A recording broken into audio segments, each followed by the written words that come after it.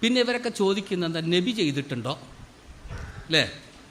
വേണ്ട, നബി ചെയ്തിട്ടില്ലേ വേണ്ട. സഹാബാക്കൾ ചെയ്തിട്ടുണ്ടോ? ഏത് സഹാബിയാണ് നബിദിനം ആഘോഷിച്ചിട്ടുള്ളത്?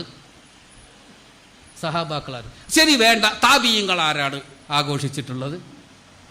ഇല്ല. എന്നാ വേണ്ട, ഇമാമിയങ്ങൾ ആരാണ് ഇമാമിയങ്ങൾ ആരെങ്കിലും പറഞ്ഞതായിട്ട് പറഞ്ഞ പിന്നെ ആ ചോദ്യം ചോദിക്കില്ല. അതുകൊണ്ട് ഇമാമിയങ്ങൾ 4 മദ്ഹബിൻ്റെ ഇമാമിയങ്ങൾ ആരാണ് നബിദിനം ആഘോഷിച്ചിട്ടുള്ളത്? ചോദ്യത്തിൻ്റെ ഖുലാസ എത്രയേ ഉള്ളൂ. ശരീഅത്തിൽ തെളിവ് ഫിഇല് മാത്രമാണ്.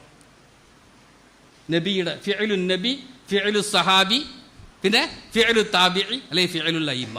അവർ ചെയ്താൽ മാത്രം ശറഇൽ തെളിവ്, ചെയ്തില്ലെങ്കിൽ തെളിവില്ല എന്നല്ല പറഞ്ഞതിൻ്റെ ഹാസിൽ. ആ പറഞ്ഞതിൻ്റെ ഹാസിൽ അതല്ലേ.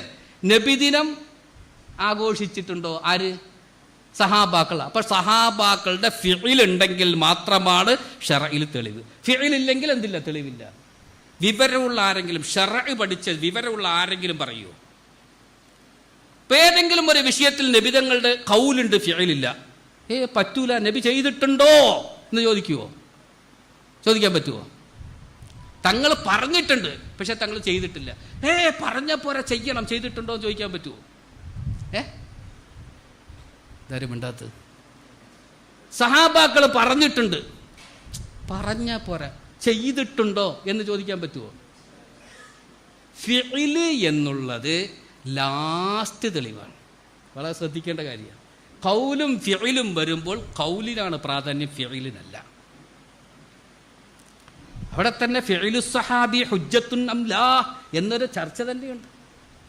ഒരു സഹാബിയുടെ ഫിഇലുണ്ട്, ആ ഫിഇല് വെച്ചുകൊണ്ട് മാത്രം എന്ത് ചെയ്യാൻ പറ്റുമോ, നമ്മൾ അവിടെ തെളിവായിട്ട് അത് സ്വീകരിക്കാൻ പറ്റുമോ ഇല്ല എന്നൊരു മുൻഗാമികളുടെ ഇടയിൽ ചർച്ച തന്നെ ഉള്ള ഒരു വിഷയമാണ്. ഇപ്പം ശറഇൽ അടിസ്ഥാനം എന്തല്ല, ഫിഇലല്ല. അത് ആദ്യം മനസ്സിലാക്കണം. അവർ ചെയ്തിട്ടുണ്ടോ ഇവർ ചെയ്തിട്ടുണ്ടോ എന്ന് ചോദിക്കുന്നവർ ആദ്യം മനസ്സിലാക്കണം, ശറഇന്റെ തെളിവ് ഹുജജു ശറഇ ഗൈറു മഖ്സൂരിൻ അലൽ ഫിഇൽ എന്നുള്ള കാര്യം മനസ്സിലാക്കണം. ഫിഇലിൽ മാത്രമേ ശറഇന്റെ തെളിവുകൾ എന്ത് ചെയ്യുന്നുള്ളൂ, പരിമിതമാകുന്നുള്ളൂ. ഫിഇല് മാത്രമാണ് തെളിവ് എന്നുള്ളത് തെറ്റായ കാര്യം മനസ്സിലാക്കലാണ്. അതല്ല, അതാദ്യം മനസ്സിലാക്കുക. ശറഇന്റെ അടിസ്ഥാന തെളിവുകൾ എന്താ? ഖൗലിലൂടെ, ഖൗല്, അതുപോലെ ഖൗല്, ഫിഇല്, തഖ്രീർ, ഇവകളിൽ നിന്നും എടുക്കപ്പെട്ട ഖത്ഈയായ തെളിവുകളിലൂടെ എടുക്കപ്പെട്ട പൊതു നിയമങ്ങൾ, മഖാസിദു ശരീഅ, ശരീഅത്തിന്റെ മഖാസിദുകൾ. ശറഇന് ഇപ്പൊ തൗഹീദ്, അഖീദയായാലും ശരി, പ്രവർത്തനങ്ങളായാലും ശരി, ശറഇന്റെ മഖാസിദുകൾ, ലക്ഷ്യങ്ങൾ, ശറഇന്റെ അടിസ്ഥാന ലക്ഷ്യങ്ങൾ, ഇതൊക്കെ വളരെ ഖണ്ഡിതമായ തെളിവുകൾ കൊണ്ട് സ്ഥിരപ്പെട്ടിട്ടുള്ളവകളാണ്. ഈ ഖണ്ഡിതമായ ഈ തെളിവിന്റെ കീഴിൽ, പരിധിയിൽ ഏതൊക്കെ വരുന്നോ അതൊക്കെ ആ തെളിവിന്റെ പിന്നിൽപ്പെട്ടതാണ്.